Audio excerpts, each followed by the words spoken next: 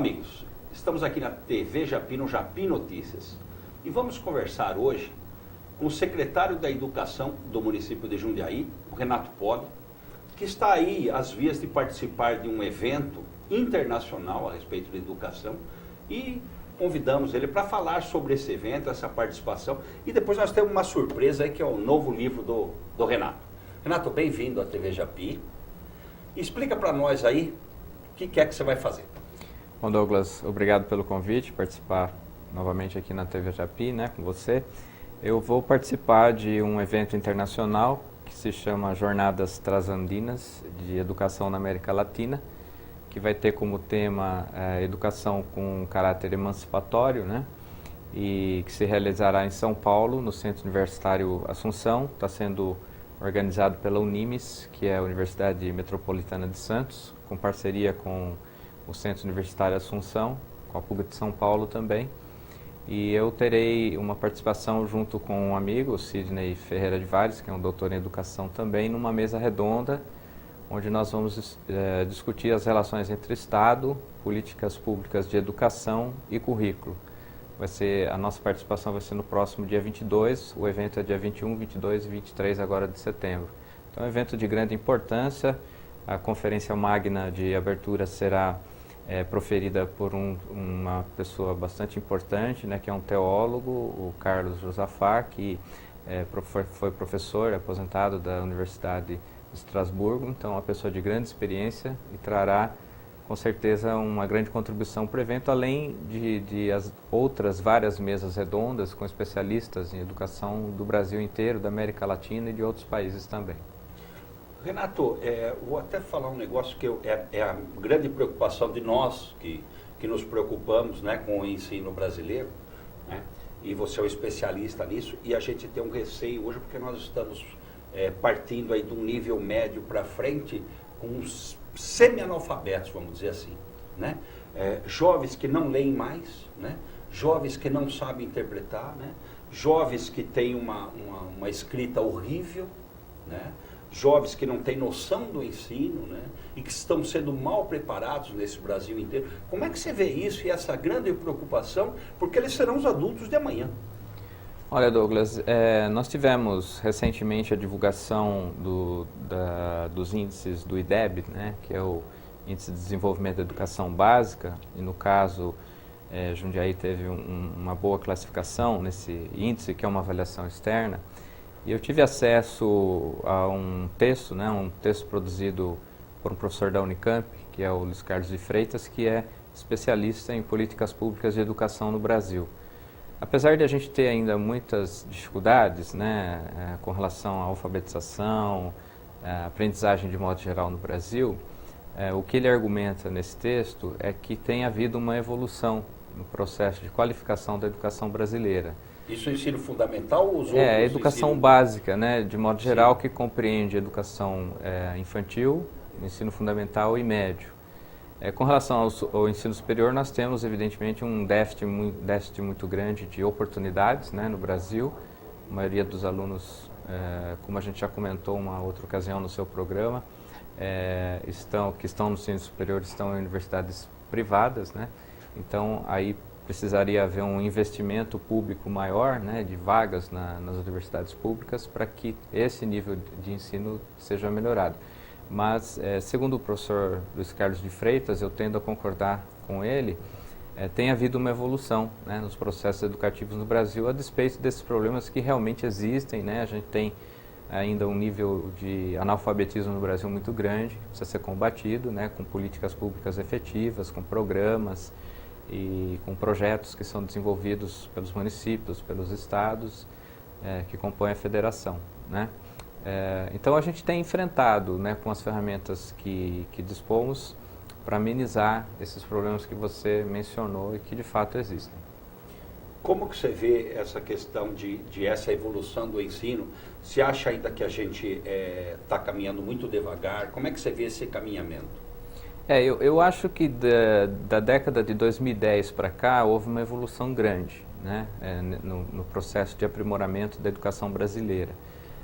Em que pese hoje nós estarmos vivendo um momento de indefinição com relação ao que virá, né, para as políticas públicas de educação, porque a gente vinha num processo com grandes ministros da educação, né, o próprio Fernando Haddad, o Renato Janine Ribeiro, e agora a gente vive um momento de incertezas, né? Só para uma das referências que eu traria aqui para o nosso debate é a elaboração, a aprovação em 2010 das diretrizes curriculares nacionais para a educação básica, né?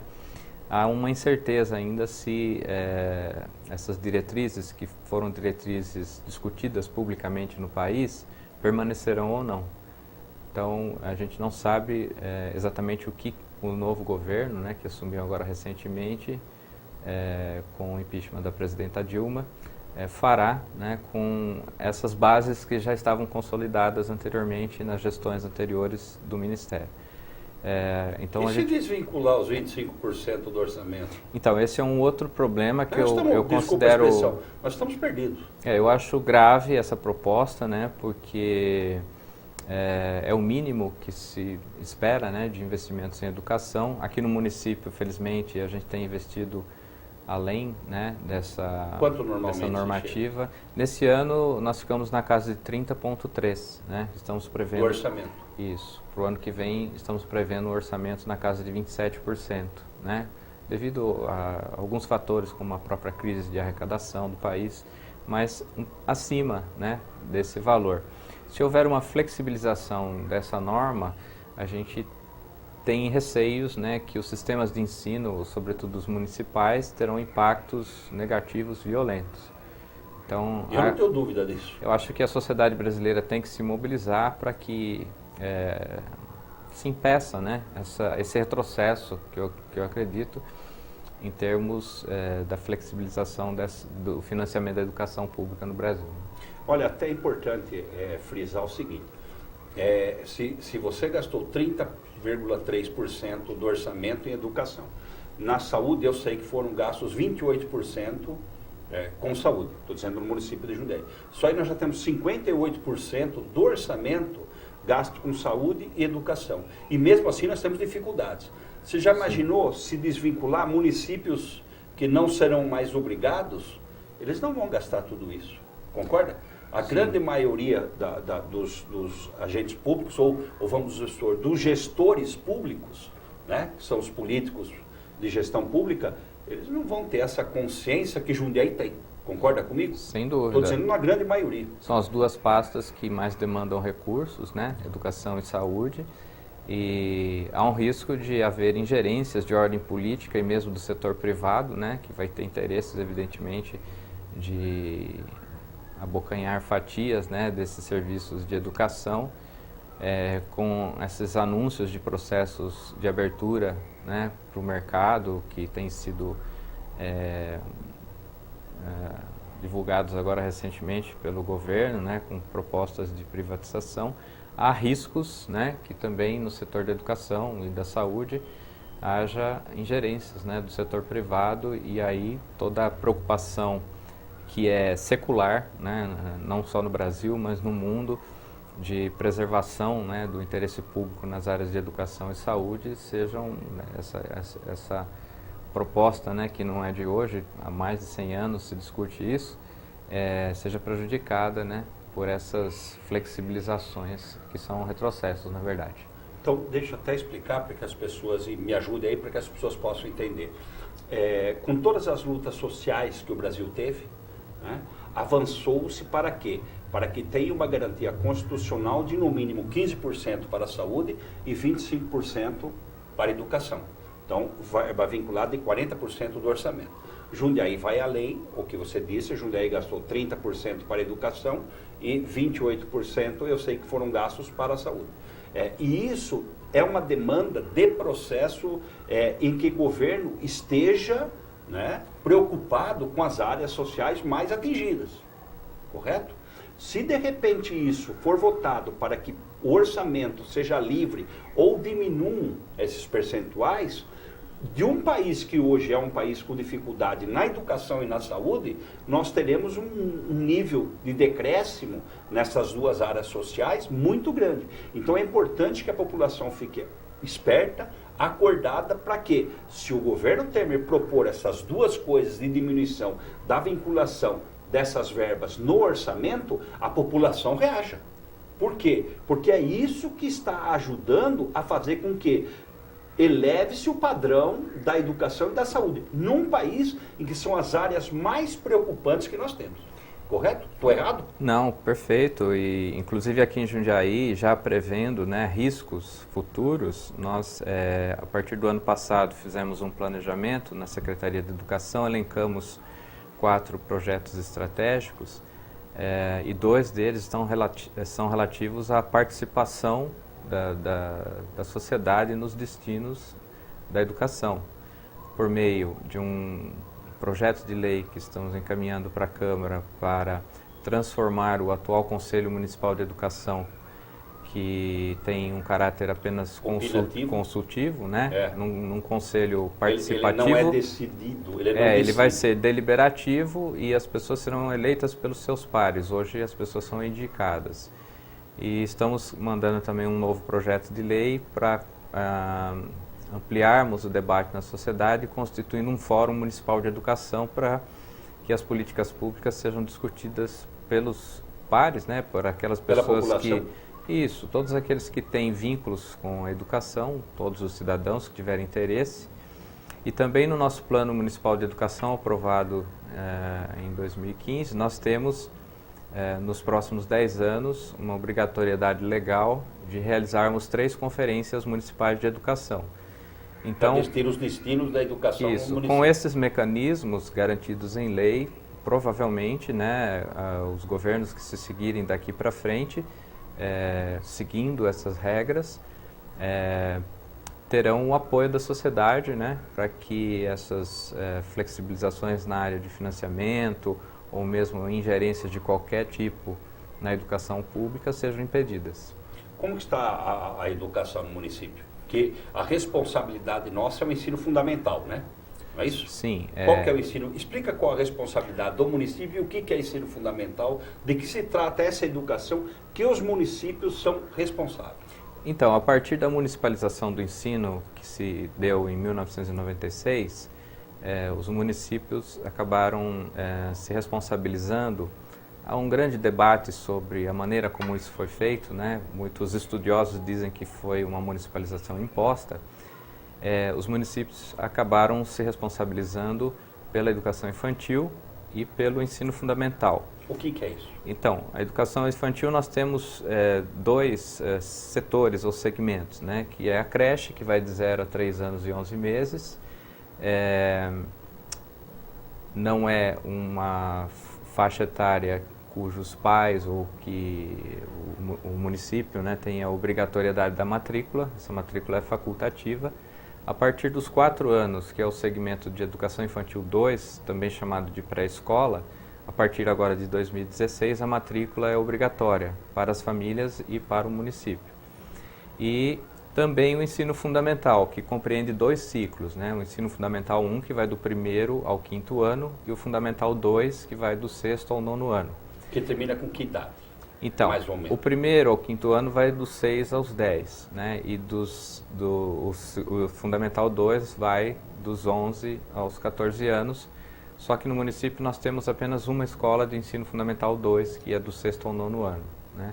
Então, alguns municípios assumiram mais escolas de ensino fundamental 2. Não é o caso de Jundiaí, já que a maioria das nossas escolas, aproximadamente 50 escolas, estão no ensino fundamental 1 de 1º a 5º ano. Tá. Então, esta é a responsabilidade maior do município hoje, né? Mas como a municipalização também pode ser revista, né? Acho difícil haver um retorno, né, para o Estado, porque a gente vê também as situações em que os diversos estados vivem no sentido da manutenção das suas redes, mas é possível, né?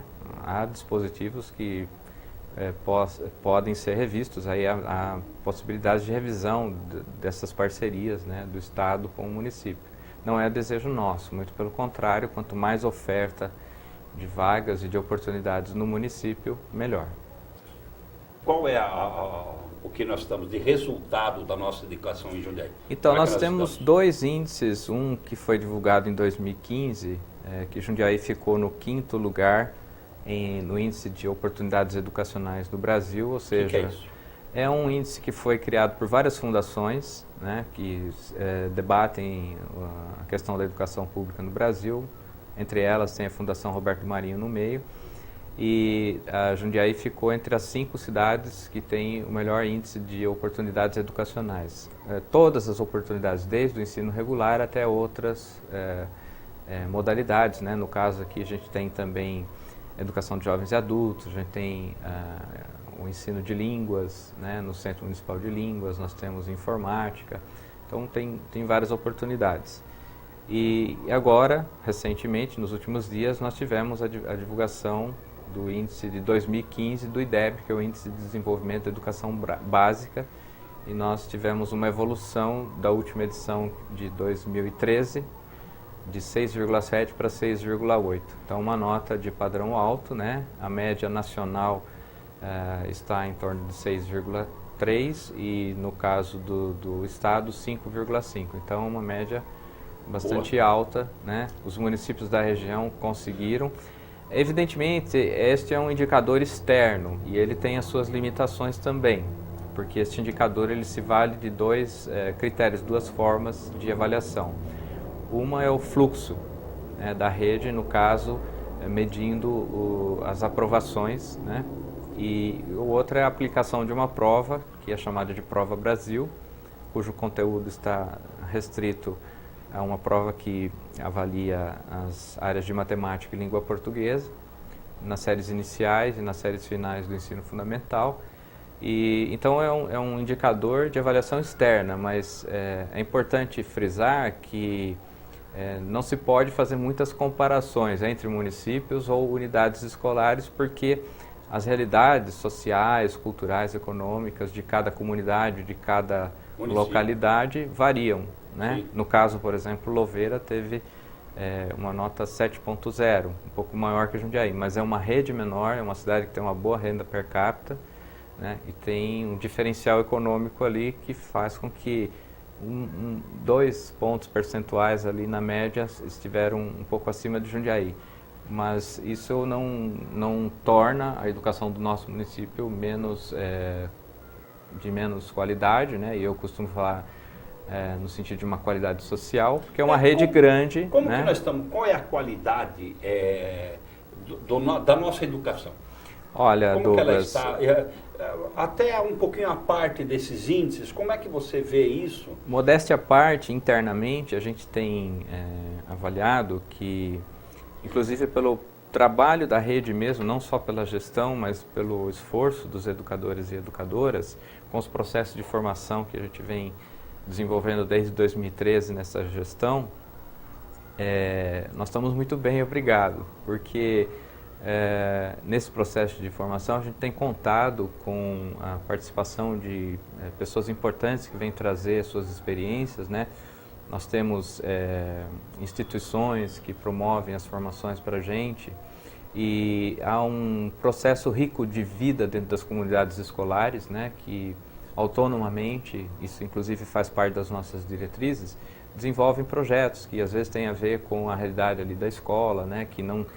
Que é diferente da realidade de uma outra escola. Então, há uma riqueza de trabalhos... mesmo dentro de Jundiaí. Sim, uma riqueza de trabalhos, uma diversidade de temas e de questões que são tratadas cotidianamente dentro das salas de aula.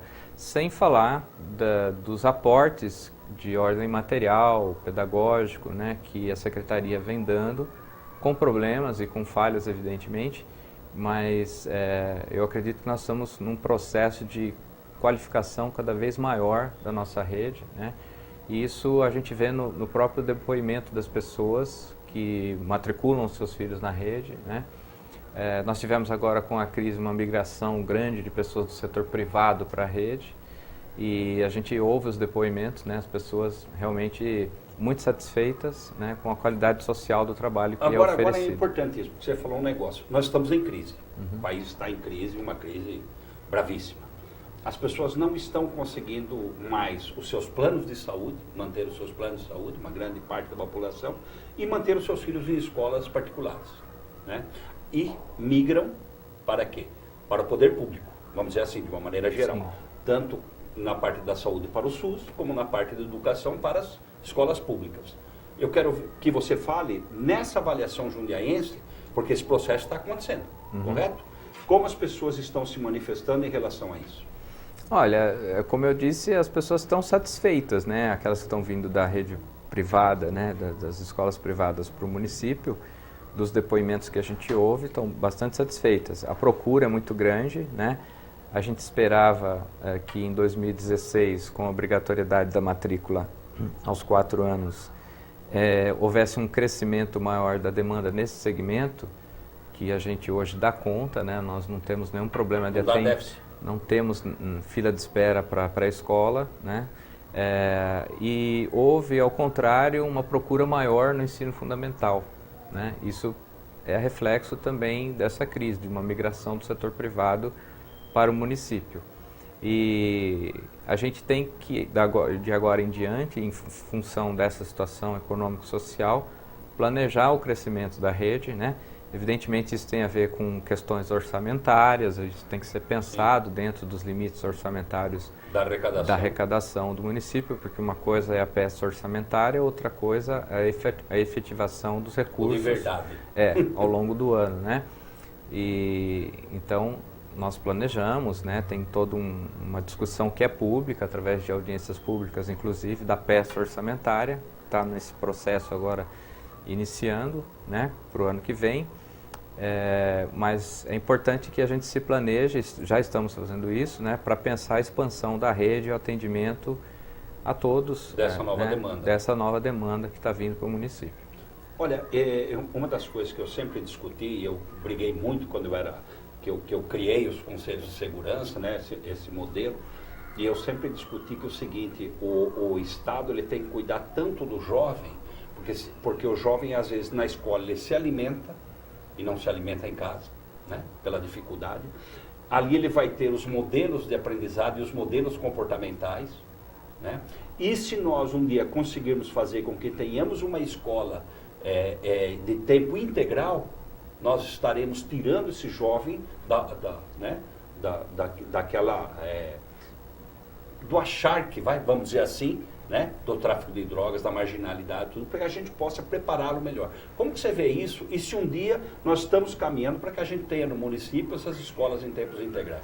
Atualmente nós temos 11 escolas de tempo integral no município, isso corresponde a 10% apenas da rede, né? Esse ano passado, 2015, nós criamos 2 novas escolas de tempo integral na área de educação infantil 2, que é a pré-escola, que não havia, né? Nós temos outras 9 escolas no ensino fundamental que são integrais, e o desejo é que... Primeiro você compartilha desse pensamento? Sim, mesmo? Claro, é uma tendência, né, hoje que as crianças fiquem mais tempo na escola. No entanto, não basta ficar mais tempo. Sim. Né, tem que haver uma discussão... Que eu falei, esse mais tempo no sentido de uma satisfação. Até as pessoas às vezes confundem o conceito de escola de tempo integral com educação integral. Não, o ideal seria que a gente tivesse um modelo pedagógico na linha de uma educação integral, ou seja, que contemple todas as dimensões, né, do trabalho educativo durante o tempo em que a criança fica na escola. Então, é preciso aprimorar os processos pedagógicos para que não haja um ensino regular no turno e no contraturno apenas experiências que não se conectem com aquilo que tem no turno. Nós estamos pensando, né, possibilidades nesse sentido para a próxima gestão, se houver a continuidade desse governo. E a ideia é que a gente construa mais escolas de tempo integral, né, porque a demanda futuramente vai crescer, né, provavelmente a gente vai ter processo de legalização disso. Hoje no município a gente já tem uma legislação própria que regula o acesso a essas escolas. A gente já sente, né, um clamor da sociedade para que os seus filhos estejam nessas escolas de tempo integral, né? Então a demanda tem aumentado, então a gente tem que planejar os passos daqui para frente para haver novas unidades de escolas em tempo integral. A satisfação, inclusive nessas escolas em tempo integral, com a questão da alimentação, como é que está? Como é que está a rede? Então, por coincidência, hoje mesmo eu recebi algumas fotografias, né, da nossa diretora de alimentação e nutrição, mostrando um trabalho que todas as nossas técnicas, né, de alimentação e nutrição escolar estavam desenvolvendo lá, pensando um projeto novo, né, com biomassa, com purê de banana que vai ser pensado, né, para ser implantado na rede. Então a gente tem um departamento específico, uma diretoria que cuida só disso, né? E você está satisfeito com esse trabalho? Eu acho que é um serviço de boa qualidade, né? Ele vem aprimorando a cada dia. Tem também o fator aí dos recursos. A gente tem uma carência de recursos, por exemplo, do repasse da rede estadual para o município, porque existe um convênio, né? Então a gente recebe do Estado poucos recursos e contribuímos com o Estado, com cozinheiros, com merenda também. Então isso precisa ser revisto para que a gente tenha mais recursos para investir no município, né? Quem sabe o Estado assumindo mais as suas responsabilidades, a gente retornar com os cozinheiros e a gente ter mais pessoal nosso e mais recursos para melhorar ainda mais a merenda, que é de qualidade, porque geralmente as crianças que ficam o dia inteiro na escola têm 2, 3, 4 refeições ao longo do dia, todas elas pensadas de acordo com normas que são determinadas pelo Ministério da Educação, né? Então não há nenhum problema com relação ao valor nutricional da merenda hoje, muito pelo contrário, né? E sempre que possível a gente vai promovendo esses eventos, né, de aprimoramento técnico para que cada vez mais a merenda seja de melhor qualidade e mais saudável. Para finalizar, porque depois eu quero falar de um livro seu que você está lançando, você está satisfeito com essa rede que nós temos na educação e você já tem noção de todos os pontos que precisamos melhorar e, de uma maneira geral, como que você vê essa nossa rede? Olha, Douglas, é um desafio cotidiano, né? Estar na gestão de uma secretaria que é a maior secretaria do município, que tem a maior parte dos funcionários do município, né? A responsabilidade é muito grande, em vários sentidos, né? Em termos de cumprir com obrigações legais, né? Contratos, os processos de cuidado com os trabalhadores da educação, com todos os trabalhadores de apoio. É desafiador, ao mesmo tempo que é preocupante, por um lado, né? Estar nessa função de gestor, traz uma satisfação muito grande, porque é o meu métier, é aquilo que eu faço, né? Eu trabalho com educação, não só na sala de aula. Nessa questão. Eu trabalho com pesquisa, trabalho com ensino há quase 30 anos, né? E também na gestão, tenho uma experiência anterior de gestão também numa unidade escolar. E a gente vai aprendendo a lidar com esses desafios, mas tem também uma série de compensações, né? Essa semana mesmo eu fiquei muito feliz com uma divulgação que estamos fazendo na rede de uma palestra que a gente contratou para comemorar antecipadamente o Dia dos Professores, com um grande escritor que é o Mia Couto, que nós fizemos uma compra de livros e essa palestra veio no pacote, né? E nós vamos ofertar para os professores no dia 30 de setembro próximo, lá no Politeama. Estamos organizando, né? E já tem tido um impacto muito grande. Então, essas questões mais da parte pedagógica me trazem uma satisfação maior.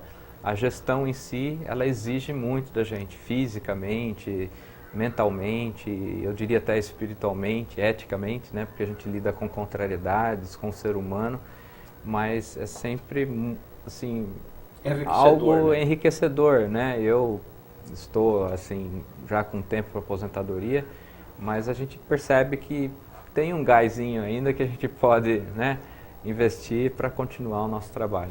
E mais, né, que vale a pena, né? Vale a pena porque a gente vê na vida das crianças, dos jovens, dos adolescentes, dos adultos, os resultados, né? Não os resultados das provas, das avaliações externas, mas o crescimento humano, cultural, né, de cada um e cada uma deles.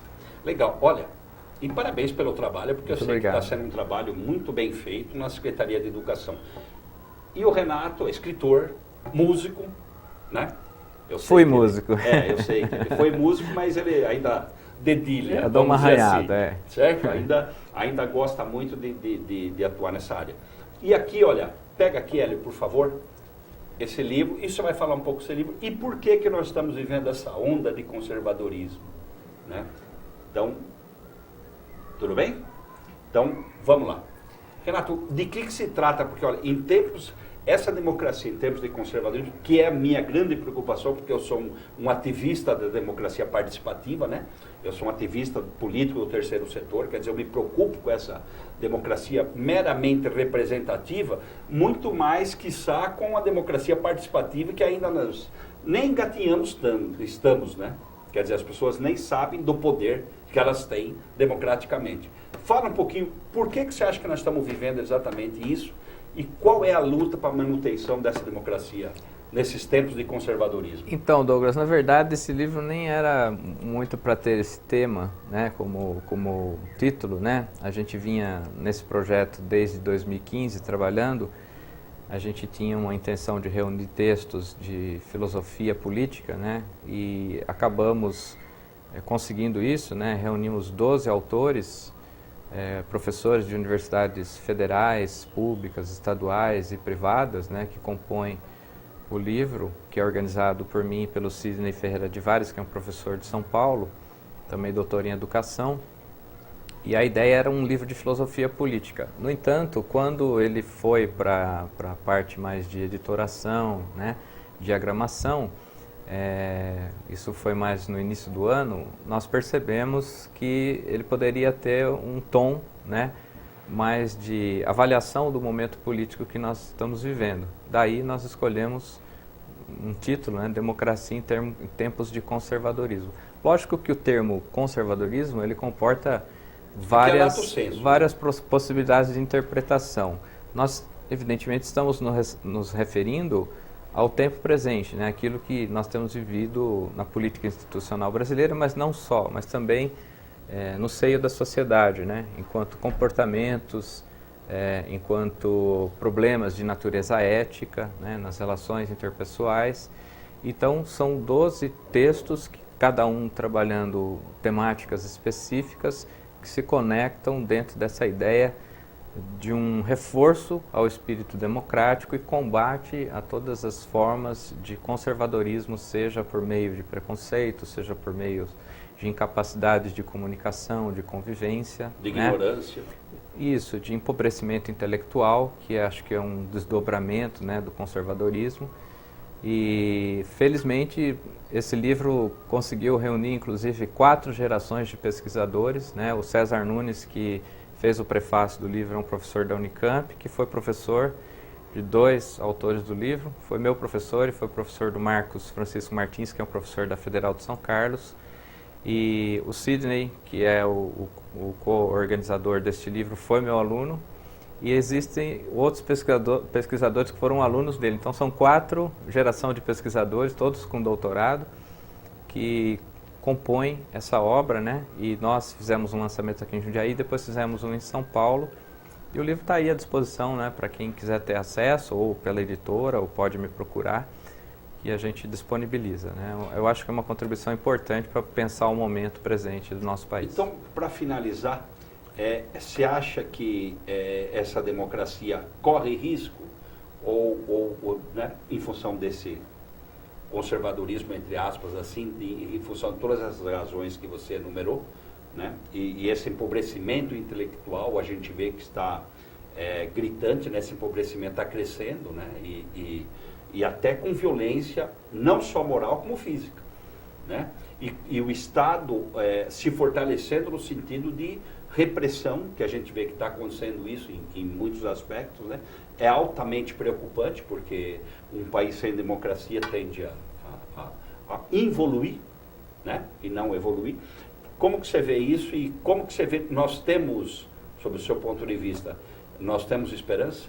Eu acho que temos, sim. Eu acho que, apesar desta contradição que nós estamos vivendo no Brasil, né, por conta do fato de que nós evoluímos num certo sentido desde a abertura democrática, né, dos anos 80, com a nova Constituição, né, que hoje rege ainda o nosso país, né, que está em vigência, houve uma evolução nos processos democráticos e hoje nós temos algumas instituições consolidadas que cumprem o papel de vigilância, de controle, né?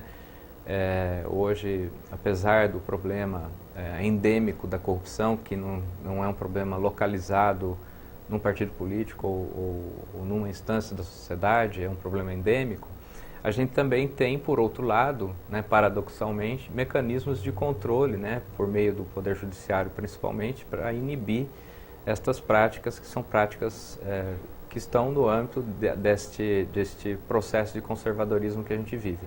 Por outro lado, há um risco também do enfraquecimento dessas instituições de controle por meio de interesses específicos, às vezes que minam, né, a força dessas instituições, principalmente com relação à questão da imparcialidade dos processos de avaliação, né, dos problemas da corrupção, dos problemas de não funcionamento das instituições políticas, né. A gente tem, às vezes, nós tivemos agora, né, recentemente, né, um dos coautores do processo de impeachment cassado pela Câmara. Então, é um indicador de uma contradição que a gente vive nesse momento de tensão, né, política que a gente vive no país, mas, ao mesmo tempo, eu não perco a esperança, né, na continuidade desse processo democrático e não há nenhuma saída, eu penso, para qualquer país, senão pelas vias democráticas. E nós temos que trabalhar para fortalecer, né, esse processo democrático e eu acredito que a educação tem um papel fundamental nesse sentido, né? Eu acho até que é o principal trabalho de base que a gente faz cotidianamente com as criancinhas da pré-escola até os meninos e meninas, né, do ensino médio, do ensino superior. É um trabalho constante, dia a dia, né, que tem avanços e às vezes a gente tem que dar um passo atrás para poder avançar novamente, né? Não há outro caminho, não no sentido de pensar o país como desenvolvimento econômico tão somente, mas o país do ponto de vista cultural, do fortalecimento desse processo participativo no qual você falou e da democracia de modo geral, né? Eu acredito fortemente, né, numa educação para a vivência democrática. Eu só gostaria de complementar e reforçando tudo que você falou, que eu assino embaixo, e que nós não somos uma nação que vai se buscar um desenvolvimento econômico como um fim em si mesmo, muito pelo contrário. Ele tem que ser decorrência do crescimento em todos os aspectos do nosso país, principalmente cultural, educacional, né, cívico, por que não dizer, mas de maneira que todos possam participar desse desenvolvimento. Concorda comigo? Sim, há concepções de educação que divergem, né, nesse aspecto, né. As concepções mais liberais acreditam que talvez o principal fator do trabalho educativo seja conseguir esse desenvolvimento econômico, mas as concepções mais progressistas, elas acreditam, né, num caminhar junto, né, dos processos de evolução econômica, cultural, social, como você disse, né, entrelaçados, né, porque o fim último não é necessariamente o desenvolvimento econômico, né? O fim é o amadurecimento da sociedade como um todo, né, nos seus múltiplos aspectos e necessidades. Assino embaixo. Renato, mais uma vez aqui, eu acho que os nossos papos, e ainda que, olha, eu estou fazendo um programa meio curto e tal, mas eu gostaria de entrar em filosofia, porque o papo com você é uma delícia e a gente iria embora em termos de discutir filosofia, porque eu sei que você adora também, né? Eu também adoro. E eu acho que daria aí mais uns 3, 4 programas. Então, olha, parabéns pelo livro, né? Obrigado, e muito importante nesses dias atuais. E parabéns pelo trabalho que está fazendo na Secretaria de Educação. Eu agradeço. Né? E demonstrando aí que nós estamos caminhando, né, de maneira progressista. Obrigado pela participação. Muito obrigado.